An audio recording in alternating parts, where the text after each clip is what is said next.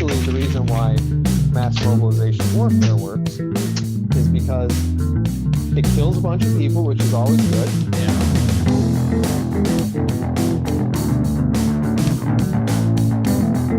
Hello everyone, and welcome back to the Wednesday Night Gentlemen Multimedia Empire official podcast. You are listening to episode number 56. This is a show where we like to talk about comic books, movies, TV shows, video games, and everyone's favorite political discourse. I am your host, Tactic Angel, and with me is Midget Radio, my murderous socialist friend. Hello. Hello, Midget Radio. How are you? I'm all right. I'm all right. How are you? I'm about 75% too. That's pretty good. It's not bad. It's pretty all right. It's, mostly full. Cup mostly full. Yeah. It's kind of like a C student though, right? C's get degrees. They do, but just barely. Midget Radio. Let's get it out of the way. What are you drinking? Oh, yeah. This part. I am drinking something I don't think I've had before. It's called Drambuie. Drambuie. I have not had that. The Isle of Skye Liquor. A unique blend of aged Scotch whiskey, heather, honey, herbs, and spices. It seems like it's going to be a lot for the palate. Also, it seems a little sticky too. It's like syrupy. It's because it has honey in it. So you like it? It's a little bit too flavorful for my taste. It's sweet, like it's really sweet. Yeah, I can definitely taste the fucking honey and the herbs and spices, and I'm not sure that they're necessary for a Scotch. So yeah, I don't know. Yeah, we did have that one honey whiskey, didn't we? Which was actually pretty good. Yeah, it was Tennessee honey. Yeah, Tennessee honey. That stuff was good. It wasn't so overpowering. This is kind of overpowering. Yeah, and actually Baron Jaeger, which is from Germany, is also like hyper honey. Yeah. Really surprisingly, Jack Daniel's honey, or Tennessee honey, which is made by Jack Daniel's, is really good considering that I don't like most of the other stuff that Jack Daniel's does. Yeah. And it actually is kind of the thing that got me into whiskey. Now if I drink it, it's like, this shit ain't strong enough. I know, yeah, it's fucking candy. Yeah. There's hardly even any alcohol in here. Yeah. It's only 35%. Well, I have the Bulleit Bourbon. Oh, God damn it. I almost bought that today. Not Bulleit Rye. Yeah. Bulleit Bourbon. How's that? I like it a lot better than the Bulleit Rye. Okay. And Bulleit is, of course, the one thing I wish I was immune to. And if I were, I'd be the star of our... These fucking segues. One topic today. We're going to be talking about Luke Cage. Guys, Luke Cage, his powers are being bulletproof, and it looks like a slightly growing list of other things, specifically being faster than Usain Bolt. Yeah. We're talking about Luke Cage Season 2, which can be found on the Netflix. Starring Mike Coulter or whatever. Yeah. Mike? Can I call him Mike? Just Mike. Midget Radio. We're going to be talking about the first half of this season, first 6 episodes. First, we're going to talk about non-spoilery stuff. Then we're going to talk about spoilery stuff. Okay. Cool shit. First 6 episodes. First 6 episodes. General impression, Midget Radio. Should people watch this show? Yeah, I like it. I like it pretty well so far, actually. I think it's a little stronger even than season 2, or maybe a little bit tighter. Season 1. Or season 1. Yeah, that Yes. one. It's a little tighter, I think, so far. And like coming back to it, it was nice. It kind of actually felt a little bit like Stranger Things, where we were the Stranger Things season 2, where I was seeing characters that I knew in season 1 that I really liked, and it was just nice to see them again. In particular, actually, Shades and Misty Knight. I just like these characters, and I like this cast a lot. And yeah, I don't know, man. So far I'm engaged. I'm enjoying it quite a bit. Interesting. I am so bored. Poor Tactic Angel. No, I liked Shades in the first season, and in the second season, I think he's kind of not much of a player here, and Yeah. he's just. It's like, why did I like you? I don't want to have to go back and watch the thing to see why I liked you. But I don't know. Right now, I'm having a real difficult time finding my interest. And my prediction is that they are front loading the pointlessness into the first couple of episodes, and then maybe the end of this season will be better, as opposed to the normal Netflix way of doing a show where it's like the first 4 episodes are good and the second 4 episodes are it's not quite as good, and then the last 5 episodes are really, you wish they didn't exist. Yeah. So I don't know. Right now I find this largely directionless.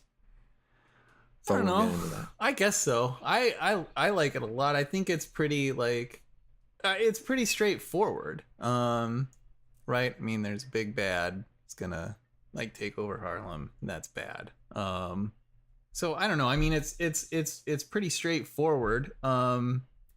I'm kind of interested in the new villain. I just a little bit. And I think the show, like, more than any other Netflix series, like, has at least it did such a good job, I think, in season 1 of creating a very unique and particular atmosphere, which I think it carries over into this season really well also. So yeah, I don't know, man. I definitely don't think it's boring. It's not anything out of this world, but I also don't think like it's really slow. There's nothing that feels like really pointless to me either. There's some stuff I would say like the weakest part of the show has been the relationship between Cage and Claire. That's been the least interesting aspect of everything for me. I have very strong opinions about part of that, Okay. but I can't talk about it before the spoiler section. One of the things that Luke Cage season 1 did, at least for half of it, and for you the entire season, I think, was that they had a lot of music. Yeah. And I actually think so far they're doing a better job than average, even than last year, in terms of kind of incorporating some of those musical numbers, Yeah. cues, just kind of like trying to set some sort of atmosphere with the jive, Yeah. right? Do you feel the same way? Yeah, I do. Yeah. I've enjoyed it quite a bit. I think the only I don't know, man. The only caveat with that is that, like, in season 1, Cottonmouth was kind of the vehicle for that. And the lack of his presence in season 2, I mean, I feel it pretty strongly. Because at least he was a significant character and a pretty great character in season 1, and he was like kind of the heart, I feel like, or the soul of the appreciation of the musical aspects of the show. So I don't know. It's just nice to have that kind of localized to one character in season 1, and without him being in season 2. I agree with you, but then I don't know. I also kind of like disagree just a little bit because he just felt like kind of the anchor point for a lot of that.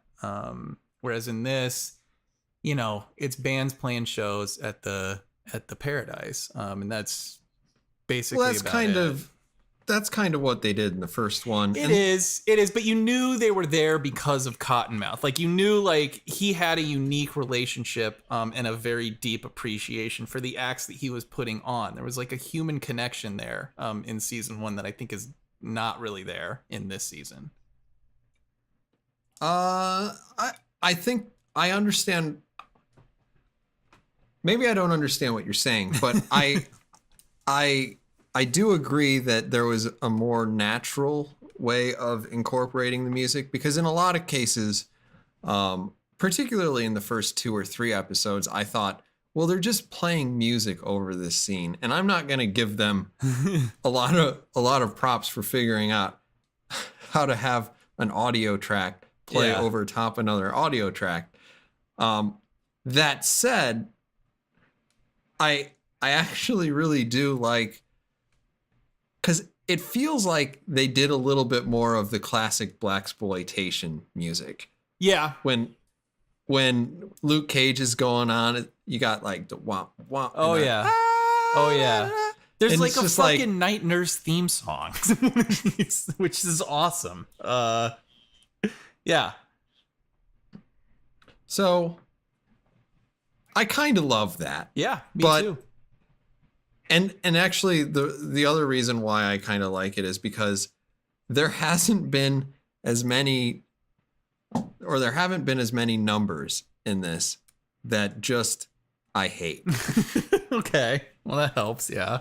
Which was a big problem with the last half of season 1. After Cottonmouth died, which was actually kind of early in the season. Yeah, it was. They kind of had a theme there where when you were in Cottonmouth's domain, there was like soul and rhythm and all this stuff. Yeah. And then when you were on the street, it was all, essentially rap and more modern hip hop stuff, right? Yeah. So Tactic Angel does not love that music. So, what are you going to do? Yeah. So like this one, they're layering on a lot more music that I can appreciate. Yeah. And then they've got the blaxploitation stuff going on. Yeah. And it's just great. Yeah. Well, they have introduced like, Gary Clark Jr., I think. It's in like episode 2 or episode 3. It's a blues musician, and he can fucking shred. He's awesome. He's awesome. I like that they've introduced like a little bit more blues, and some jazz too. That girl, that bassist, like that. I mean, so it's nice to get that variety. And then I've noticed as well, it seems like the later we get into this season, the more fucking reggae there is, which is fine. I like reggae. Reggae's fine. Well, we are dealing with Jamaica. It is thematically appropriate. But yeah, I mean, I don't know. I think they just basically continue to sort of, they just kick ass on that aspect of the show. The music continues to be just top notch overall, I think. And that's one of the things that sets the show apart from any of the other Netflix series for sure. Don't have that kind of element, I don't think. They definitely don't. In terms of unless you count Iron Fist and the fucking hip hop iPod, but yeah. I know. I think they made a reference to that. They did. Yeah, they did. Yeah. Man, whatever. Yeah. Whatever. I don't care. You know I don't that one care. kid, he's like that big, he's a big fucking fat son of a bitch. Blues guitarist. And Yeah. he's like 18 years old, I think. Is he? Yeah, that piece of shit. What's his name? Like Kingfish or something like, I can't, Chris Ingram? Well, I don't remember, but he's only gonna go downhill because there's unless he switches over to like classical guitar, there's not a lot of upside in terms of what he can and can't do on that board. It's a goddamn good guitar player. Yeah. Yeah. I remember because he was playing and they were showing that off and I was like, fuck that guy. Yeah. Yeah, that's what I thought. He's really good. He is really good. He is really good. But yeah, I don't know, man. Like, honestly, the show could be a lot worse and I would still love it just because of how much love the show has for its own musical signature. It's great. I would say by and large, this show makes a better soundtrack than a show. I guess. I don't know. I don't really see it. I think, like, with respect to, I don't know, man. I think that it's because if it's for anything that I can actually point to, it would be because Cage himself is kind of a weak and not very dynamic character. He is, and they still have not figured out how to get him to do fight choreography. I actually like the fights a lot better in this season than in season They have 1. been doing better, but definitely the first few, you just walk through it. There's a little more flair, but I think given how early they've introduced their big bad, or I assume what we think is their big bad. yeah. He'll have to step up his game. Yeah. Because I mean, it just doesn't hold a candle to watching The Punisher or watching Daredevil. No.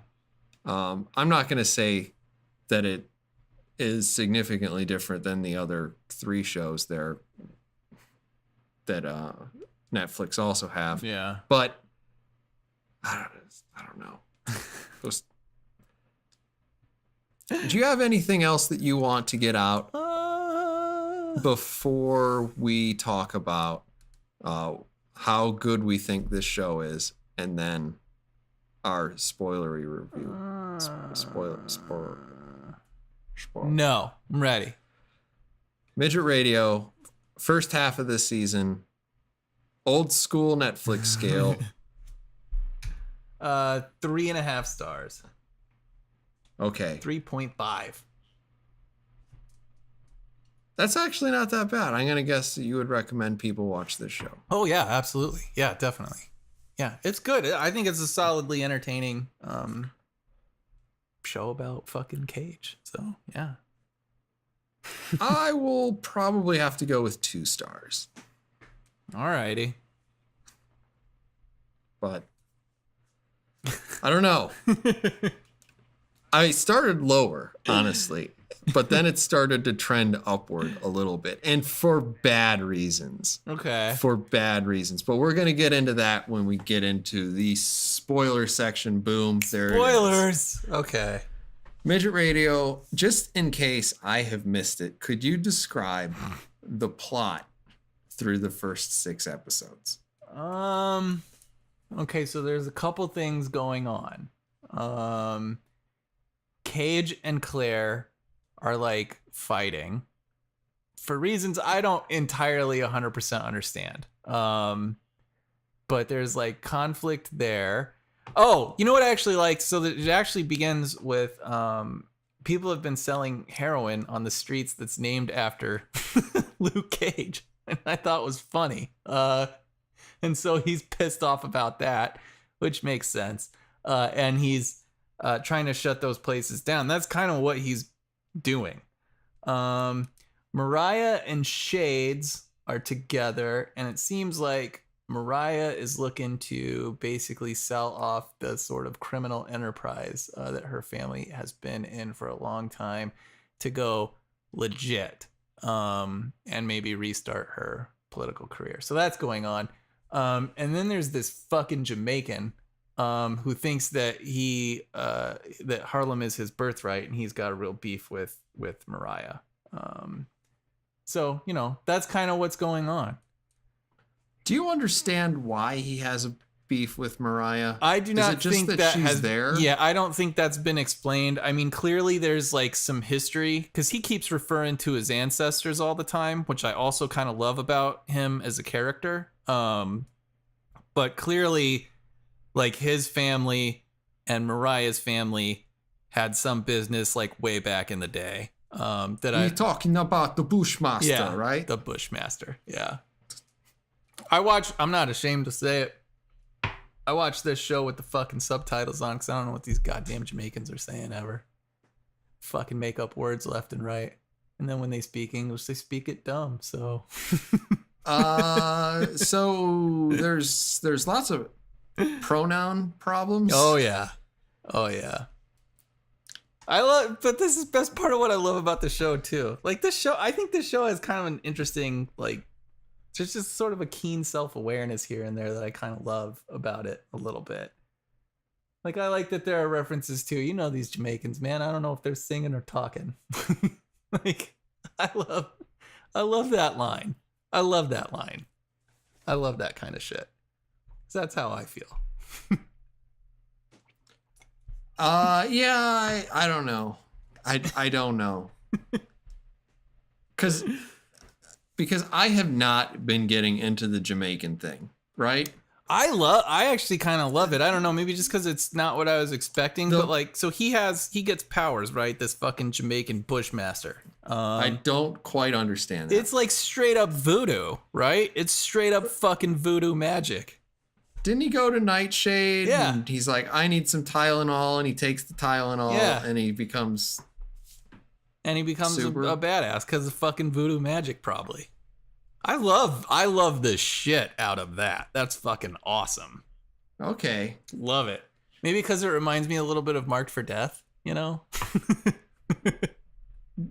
Okay. You can't trust these Jamaicans and their fucking voodoo magic. So anyway, so like the Jamaican thing, the first thing when they start introducing the Jamaicans really in earnest is actually after they have like Luke Cage do the combine, essentially, right? So he's doing all the physical activities, he's jumping. Yeah. Yeah. And all of the Jamaicans are angry that people are like, he's not faster than Usain Bolt. I kind of love that too. But like it was funny. Yeah. And it got more funny. Yeah. And then I'm to the point where it's diminishing returns pretty quick. I kind of love it. I can only think of like 3 or 4 instances where it's really mentioned. I like that it's one of the first things that Bushmaster says to Cage, like, you're not faster than Usain Bolt. It's like, I never said I was. I like that. I am, and this was the same for the end of season 1, just enormously tired of the coffee jokes. But yeah, I do think those go on. They've beaten that horse into the fucking ground. But I think there's a lot of horses, and they're all dead. And I don't know. First of all, I don't feel like the first 6 episodes that we watched, the 3 plots that you've generally described, yeah, do not fill up most of that time. That's true. I don't know, maybe we differ a little bit on this. I don't give a shit. This is unlike Jessica Jones. This is a show that I feel like has like created a world and has enough characters in it that it's fine with me if they don't do fucking anything. Like if it's not, it doesn't have to be completely, I am content to see, like, I'm content to watch Misty and Colleen get drunk in a bar. And for that to be the entire scene, you know, and for like, I'm content with those. That's totally fine with me. I was pretty okay with that little drop in. Yeah, it was awesome. Except there was part of me that eventually was like, wait, this is the same woman who said, well, you can't kill him because if you kill him, you'll become him. So I have to kill him for you. Yeah. And you're like, oh, okay. You're going to hold that against her for the rest of her life. It's Every just that, time like, you see that was a bad show. I don't know what to tell you. Like, it was a bad show. Elektra doesn't suck now because of the Defenders.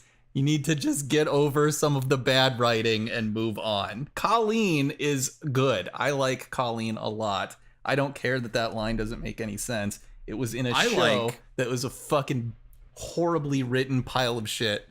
I like Colleen for lots of reasons. One in particular. Yeah. But lots of reasons. Yeah. That said, the reason why I thought that was, I think at some point she was like, you know, they were doing the boxing thing and she was saying some stuff and you're like, man, this is kind of like, it's philosophical a little bit, not super, because the writing on this show is still not exactly rocket surgery, but then I thought, why don't I remember? Oh yeah, I don't remember her doing this before because she was crazy in the last time I saw her. Yeah, it was a bad show. It was a bad show, and damn it if they can't cancel one or more of these. Yeah. But yeah, I love it. I love Misty and Colleen. I love them just hanging out. I actually really liked I like Misty Knight. Misty Knight is actually the most consistently. I have utterly fallen in love with her at this point. Completely. Like, I see her and I'm like, yep, I love you. You know what it was? I think maybe this was the clincher, but like they're going to go explore that warehouse, right? Where Cage first met Bushmaster. Mm-hmm. And Bushmaster. And she pulls out the handgun. Like, they open the truck and she pulls out the handgun. She does the one-armed, right? Uh-huh. Fucking chamber check. Awesome. And then pulls the shotty out. And I was like, yeah, love you.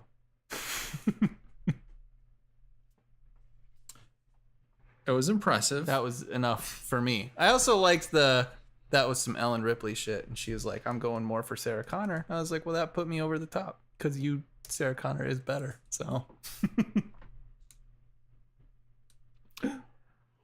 It's not a competition. Sarah Connor is better, but yeah. I think I would rather hang out with Ripley because Ripley at least isn't insane. Well, yeah, I mean, she'd probably be like, but I mean, if I was gonna pick somebody, right, to be on my side, we were picking teams. Picking Sarah Connor. I know she's gonna do what needs to get done. That is true. No reservations about shooting a father in front of his son. Well, you know, it took her a while to pull that trigger, and then a little bit. A little bit. He's so like Luke Cage, not super interesting. No, in this, he's never gonna. I don't think he's ever gonna be a very interesting character. Misty Knight, interesting. Yeah, I find Shades and Mariah being together to be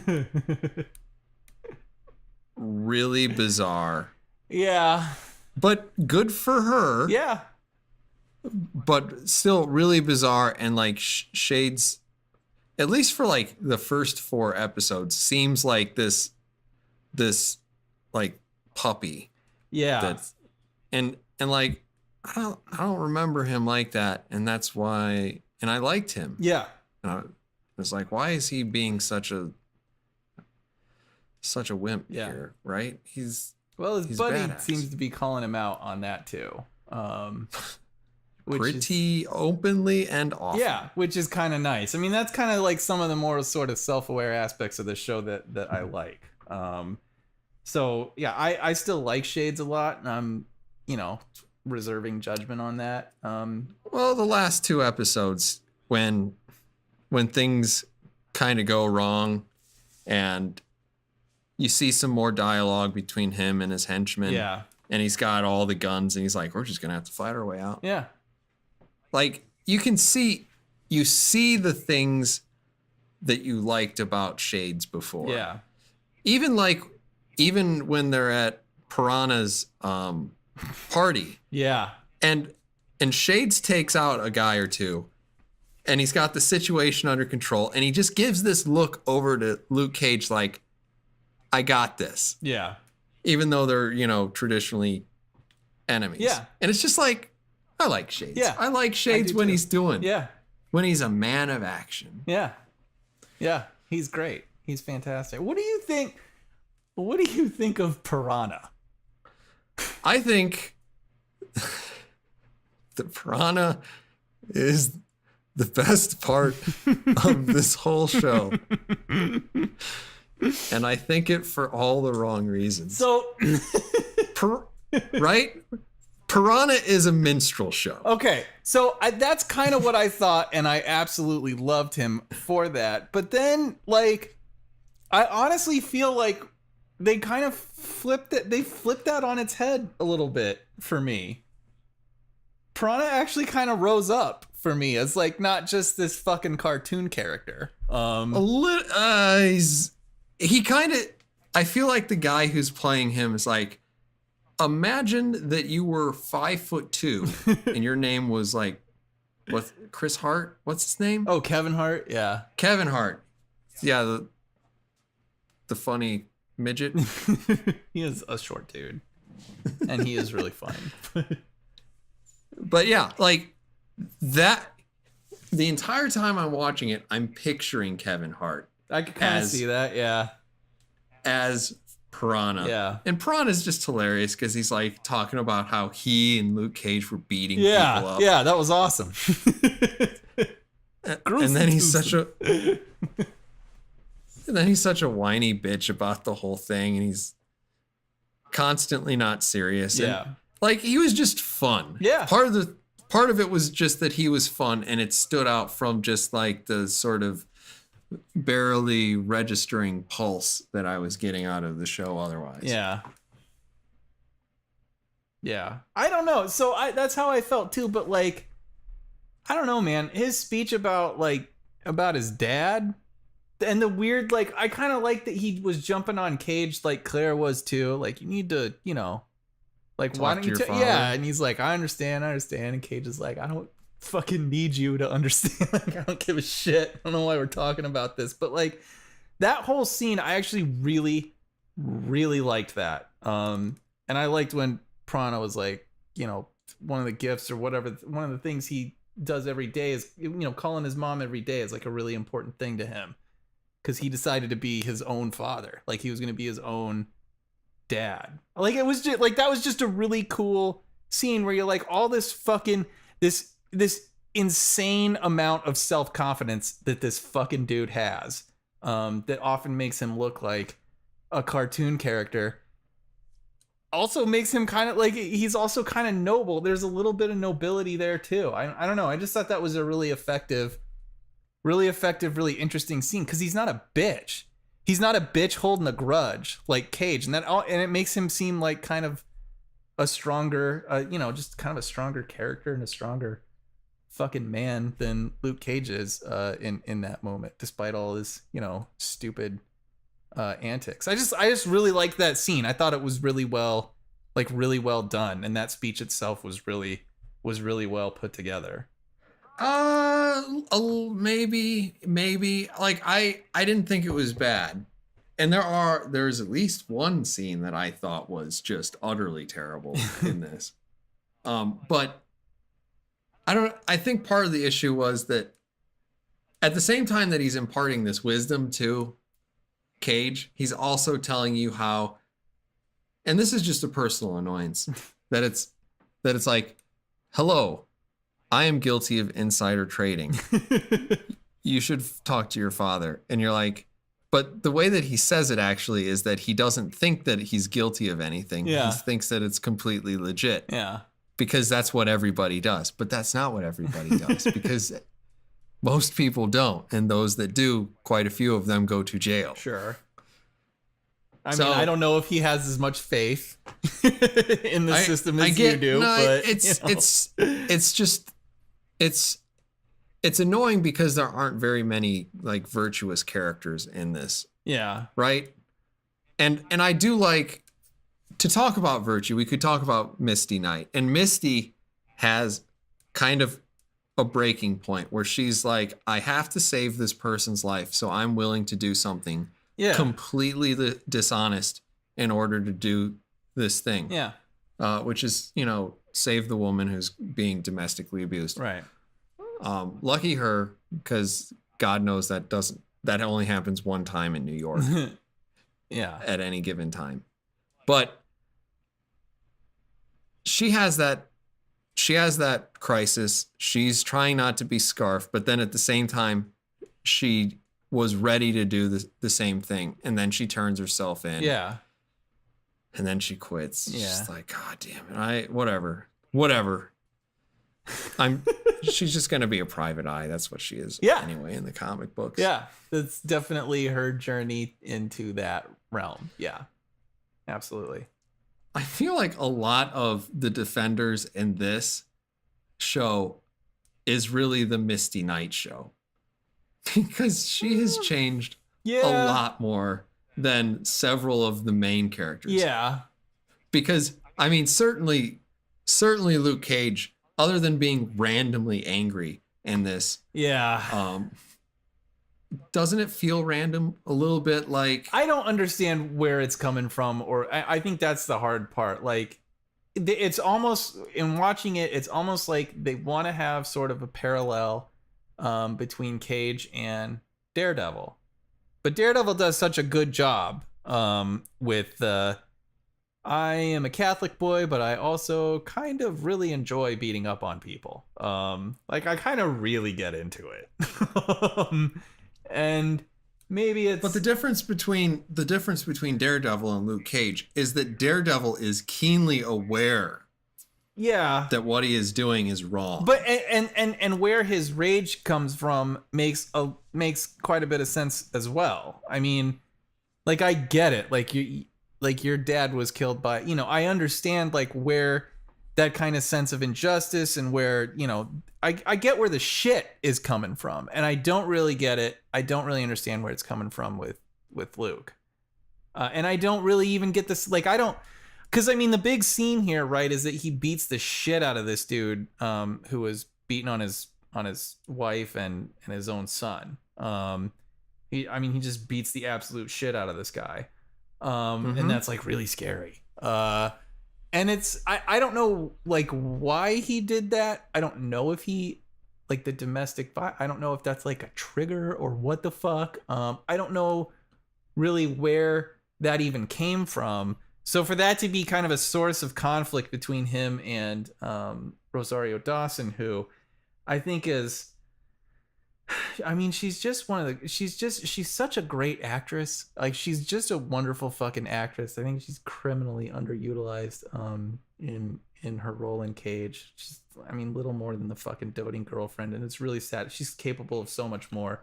Oh my gosh. And it's a little frustrating, but we're going to use this as a segue into the worst scene. Okay. The worst scene, like, this scene is arguably as bad as any scene that I can remember. But then again, I may have forgotten a lot about Iron Fist. Ugh. Because, the mind's defense mechanisms. True. But that scene where it's like, baby, I'm Luke Cage, and you can either be in the kitchen or you can get the fuck out. Okay. And she's like, I'm not sure he said that, but all right. He kind of did. Well, he because said, she basically he said specifically, you need to be okay with all of me. Yeah. Or none of that. Doesn't mean you need to get in the kitchen. No, he actually, he did use some sort of metaphor, and I want to say it had something to do with cats, but But I remember saying it. It was like, wow, that is fucked up. Nobody says that to Rosario Dawson. Well, yeah, I would. Yeah. What could you say to Rosario Dawson? My God. Yes, please. More. Thank you. No, I don't know. I don't know the words. I don't have any words. So anyway, that scene is just so, like, it was so shockingly out of place. And like, he's having like this ego trip sort of thing. And like, she is saying just run of the mill writer 101 nonsense. Yeah. And then he gets angry and he punches the wall. Yeah. And it's just, it was that, oh my God. Yeah. Yeah.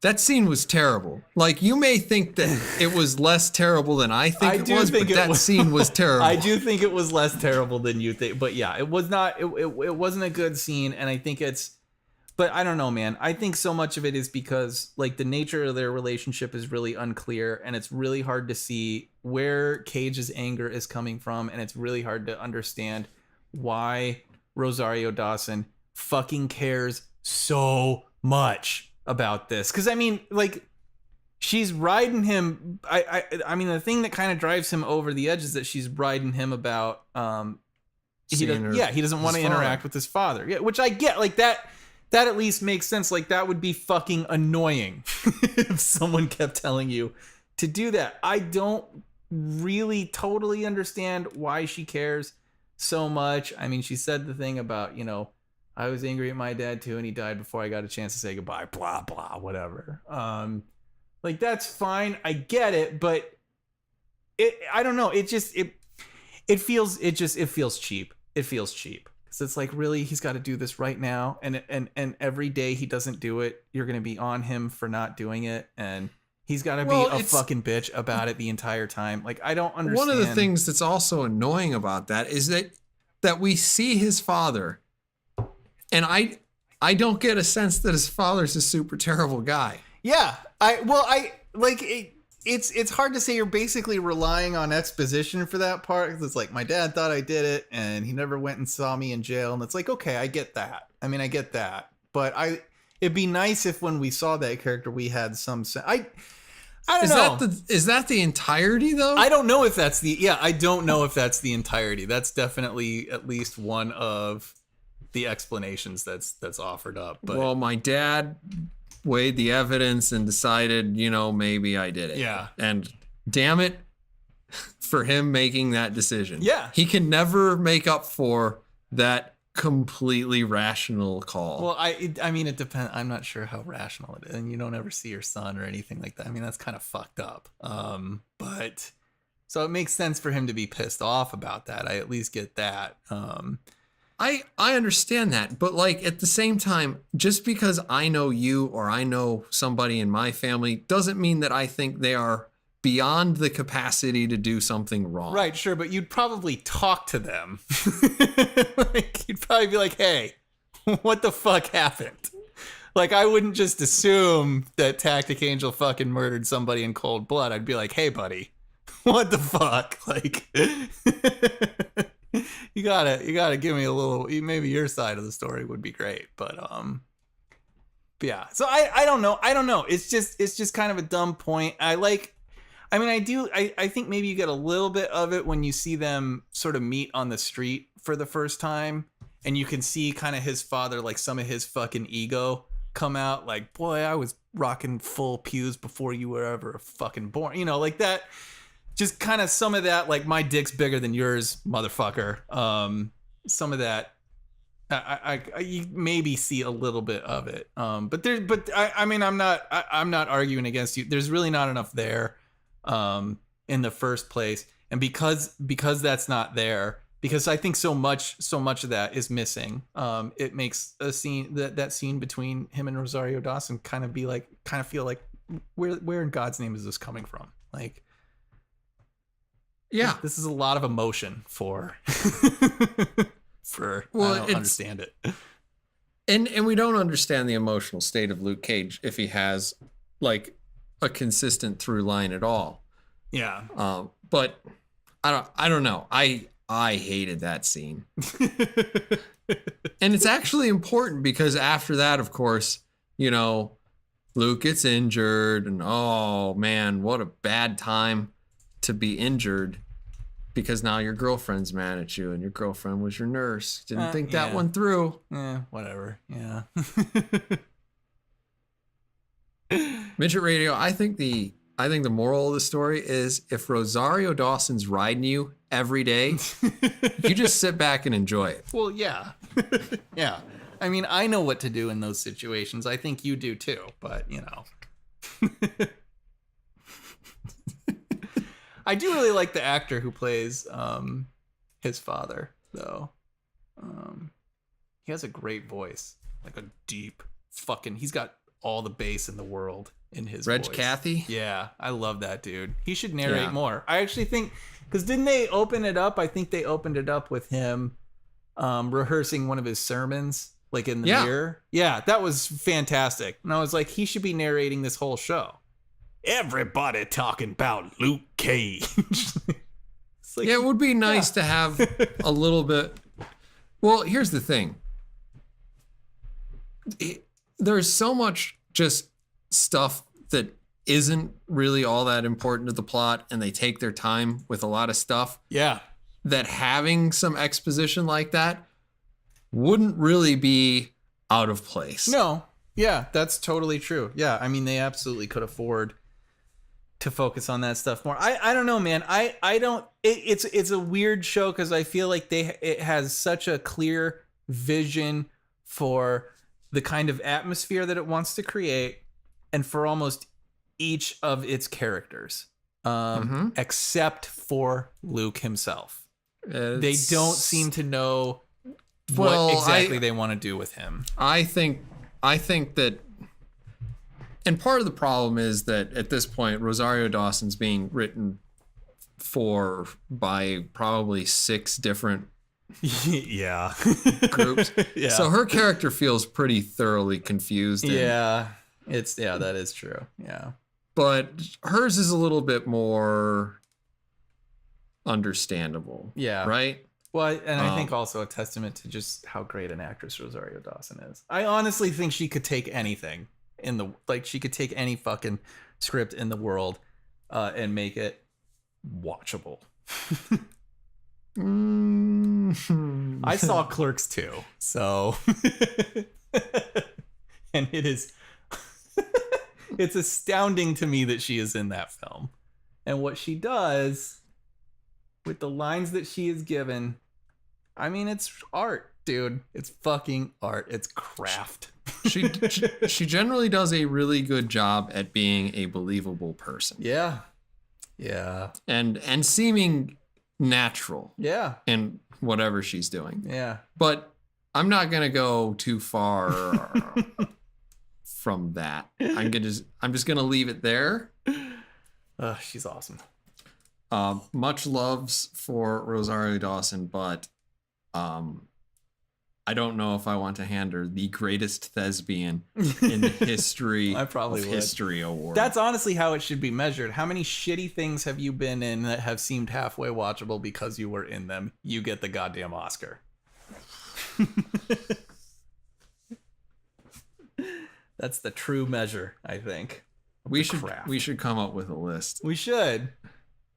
Let's start with Nicolas Cage movies. Very short list. Nicolas Cage is not a good actor. He's not, but he's also really interesting sometimes. I've seen Ghost Rider. Like, man, this is a bad movie, but some of these scenes are amazing. No. It's because of one thing, and that is Nicolas Cage. No. He's knocking at the door. He's knocking at the door. Let's get back to the subject at hand here. Okay. Cage. So yeah, I don't know. That scene was not a good scene. No, it was a really I'm frustrated by this show in that there are a lot of characters that I like. I even Yeah. I like Bobby Fish, right? Bobby Fish. Oh, is that the dude? Is he the one selling? No, Like he's the guy who's always hanging out in the barbershop. He's just the old Oh super skinny tall guy. Yes, yeah, I like him too. Yeah. And like he's just laying down some wisdom Yeah. on Luke from time to time. Yeah. They're trying to do like their, dollar store crime room in the back. Yeah. And he's trying to broker these deals with Nike and whatever. Yeah. Yeah. And then he has like that scene where he just has I was very nervous in this scene where he's like, I have to go. Yeah. I have to save my daughter. I haven't seen her in 13 years. Yeah. And she said that I could be her hero. Yeah. And what must that be like to be able to live that every day? Yeah. And you're just like, there's a lot of cheap bullshit writing in this, but that's some good cheap bullshit writing. Yeah. It gets me. Yeah. It makes me all emotional. Well, that dude's such a natural performer too. But yeah. Yeah. I mean, you kind of get where he's coming from instantaneously. And that's I don't know, yeah, that's part of the I don't know, I just feel like the show is really well cast and yeah, I just keep coming back to it. It just feels like the creator or the showrunner has such a clear vision for so many aspects of this show, from the characters to the kind of atmosphere it wants to create, like how they structure their scenes. I love the fucking episode 6, right? The showdown on the bridge, the way that's shot, the way they pick the Brit, like all of that stuff, all of these things that they just seem to have had such a clear idea of what they wanted to do, that it's frustrating that when you get down to Cage as a character and the relationship that he has with Claire, it feels like that's the messiest part of the show, I think. The messiest and I don't know, just least not very, I don't know, poorly done aspect of the show. But everything else I really enjoy. So. I'm not going to say everything else. I find a lot of this show to be tedious and boring. I don't. And there's also like, I don't know. There was legitimately a part of me that thought about Murphy Brown as I was watching this. Okay. Because I remember seeing Murphy Brown on when I was, like 10 or 12? I think you were were at least 38 years old. Okay. And Murphy Brown it was always like the topical, we're gonna try to drop, like we're gonna name drop things that happened in current events. Yeah. And I feel like this show does it. And it does it in a way that's just sloppy. And I don't understand what it's trying to tell me. Oh, I guess like, you get triggered about this kind of shit more than anyone else I know, I think. I have not noticed know that and don't what care. am I supposed to be doing? What am I supposed to be thinking when they say that? What? Give me one, because I can't think of any, because probably a lot of that shit I just don't give a shit about, and it doesn't matter to me. So give me one. No, I don't know if the show's that. trying to fucking tell you anything. And that the show doesn't want to tell Tactic Angel shit about. Good. Then don't appear to be doing so. But that's impossible, because if you're on a hair trigger for that kind of stuff, then any mention of it, oh my god, they're trying to make a statement. It's just characters saying shit. Like, that's how you would have to. This show has done absolutely nothing to violate that. Do I believe that this particular character would think this particular thing about this particular event? Yes, that seems possible to me. I just want to understand what the character's trying to say. Well, give me an example. I don't remember any of it because I was bored. Then it must not be that big of a deal. Must not be. I'm already like 2 or 3 stages into the whole grief thing, right? Yeah. I think I'm at least at bargaining. Yeah, I don't know. I can't think of anything. I'm sure there is something like that in this show. I mean, they obviously had the bullet riddled hoodie in season 1, which is clearly What the fuck is wrong with Cage? He gets all mad. He's like, I'm not gonna wear that. And you're like, oh no. Is it like a bunny costume? No, yeah. it's a fucking hoodie. well, it's got the bullet holes in it. He just doesn't want to be anybody's fucking monkey. That makes sense to me. He doesn't want to be anybody's fucking show pet. I get it. I get that. But But he's it's gotta like do it. it's like the least possible, or it's like the least offensive thing he could wear, because it's basically the thing he wears all the time Well, the anyway. least offensive thing he could wear would be whatever he wanted to wear to that party. But now that he's being told that he's got to wear this fucking costume, basically, which is what it's become because it's this iconic thing now. That makes perfect sense. I don't know what your beef is with that. That makes perfect sense. He already doesn't want to do this. He's already annoyed that he has to even make an appearance in the first place.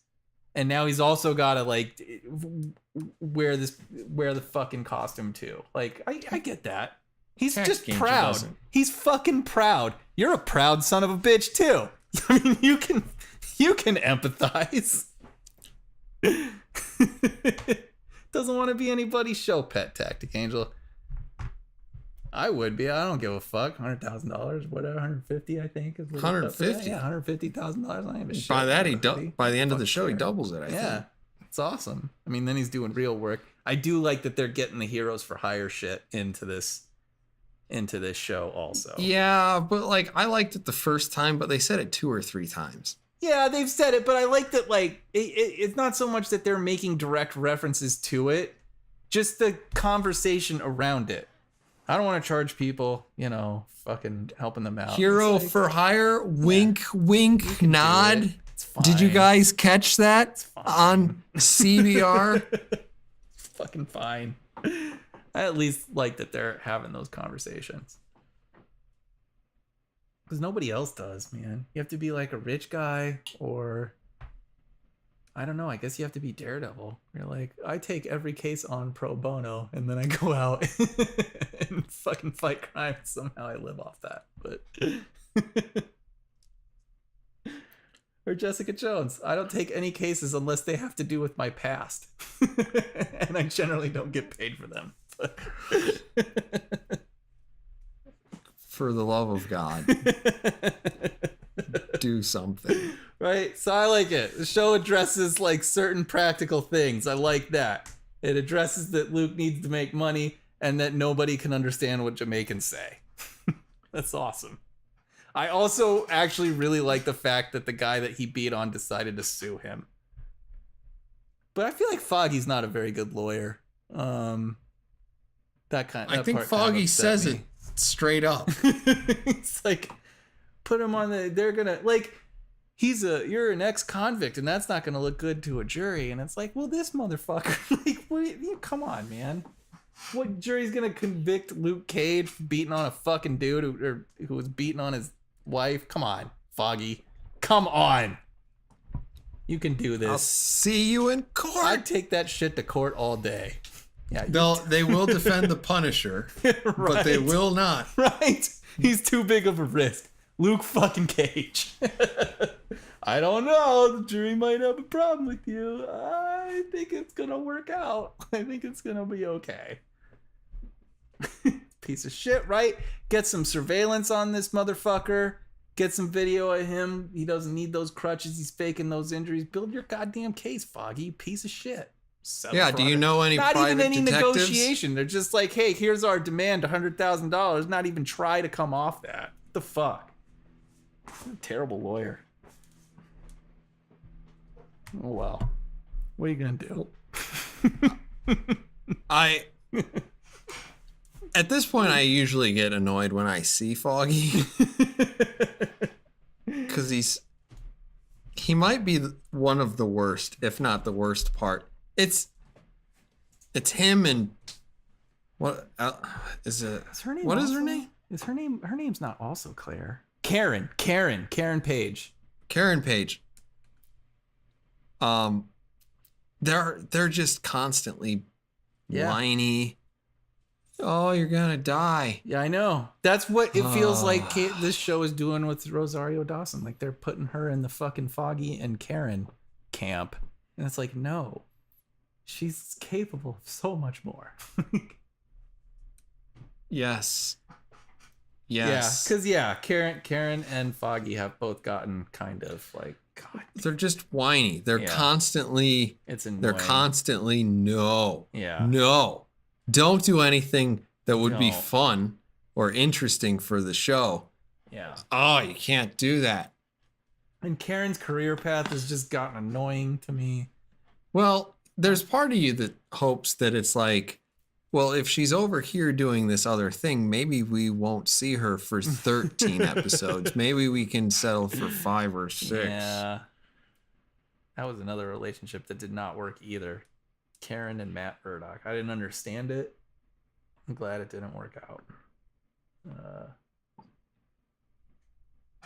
I don't. Whatever though. I like this season. Cage season 2. If I gotta rank it, right? Daredevil season 1, season 2. I don't know. And then Punisher, of course. I don't know how to organize those, but obviously they're at the top. But yeah, then this season of Cage so far. Totally. Absolutely. After that. And then probably There Cage is season 1. And then probably Jessica Jones season 2. I don't know. If I were to look first 6 episodes versus first 6 episodes, I think season 1 of Luke Cage was better than this. You think so? I do. Well, Cottonmouth was in it for like was awesome. 6 or 7 episodes. Yeah. And I have no idea what's going to happen.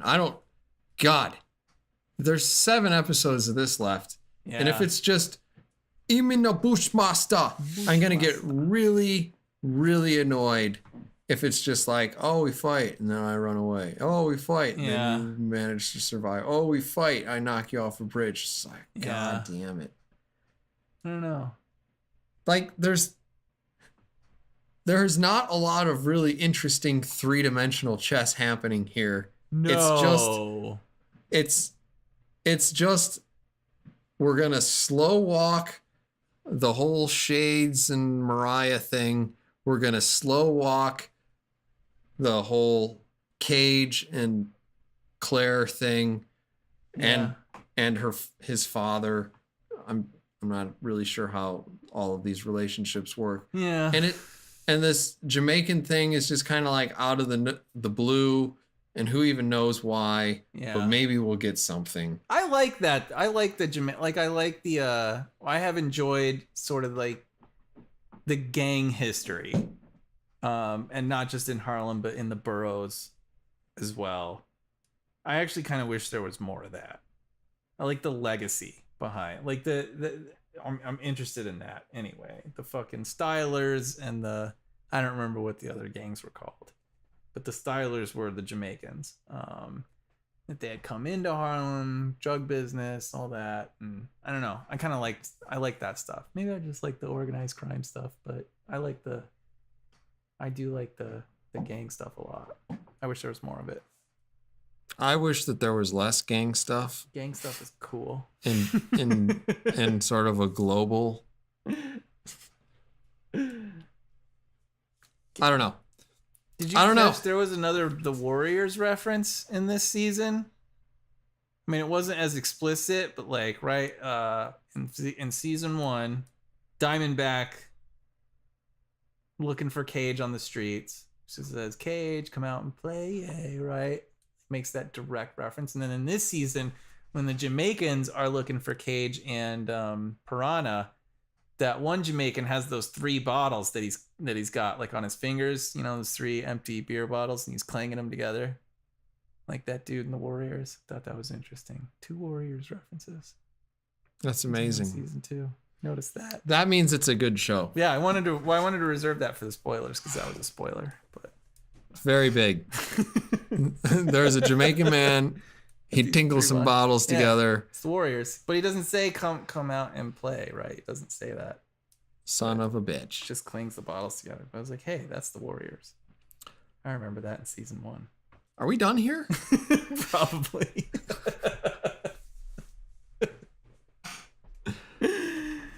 Yeah, probably. All right. Subject over then. This Okay. has been episode number 56.